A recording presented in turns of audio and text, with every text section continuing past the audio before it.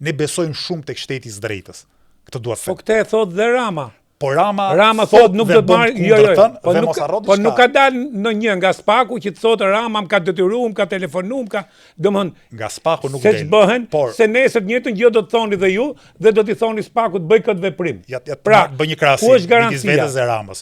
Kur u fut Erion Velia në burg, ndryshe nga Rama, ju nuk keni provuar pushtet. Rama doli dhe ç'nuk tha për prokurorët e Spakut, ç'nuk tha për prokurorin, për gjykatësin. I kërcënoi, I shantazhoi, çoi turmën para Spakut. Edi Rama Erion Velia ka çuar turm para, ky është presion. Kur nga neska për të pas diçka të tillë. Ajo ishte një goditje sigurisht e rëndë. Po nëse do mendimin tim, edhe për Ilir Metën, edhe për Erion Velin, tetoheshin, por arrestimi në mënyrë të tillë. Po pse?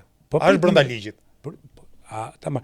Jo, sepse ka një gjë, ti e di shumë mirë. Tash në New York, kryetari I Bashkisë New York, majori I qytetit, ka 12 akuza. Vazhdojnë gjyqjet.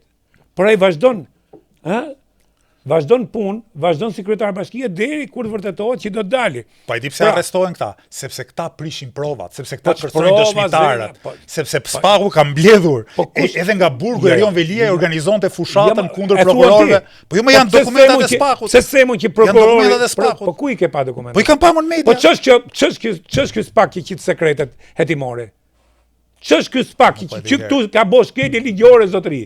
Që këtu Spaku ka bërë dhe një... Spaku dhe dy gjykatës kanë... Jo, nuk kanë të drejtë. Dhënë të njëjtin vendim. Sekretin hetimor nuk kanë drejtë aqisin. Sekretin hetimor është me ligj dhe unë kam pyet për këtë. Le të shkojnë të ankohen diku në një instancë sipër. Po që momentin thyet procesi. Thyet procesi kur ti ke ligjin, mrena ligjeve tuaja thyet procesi. Ajo është pjesë e hetimit. Mund të jetojë gjendje të lirë. Fakti që u bë para zgjedhjeve, unë mendoj që është goditje politike nuk po them nga Spaku, po nga segmente apo individ Spakut. Sepse mund të pritet marrëveshjen zgjedhje. Domethënë, po pse presim kur ai ka shkel ligjin dhe kur ai mund të manipuloj prova dhe ai ku do të përdor pushtetin politik për të manipuluar zgjedhjet. Pse do të kemi pabarazi para ligjit? Jo, sa s'kem barazi. Qoftë unë bëj diçka të rëndë, mua më kapin fishek për letë.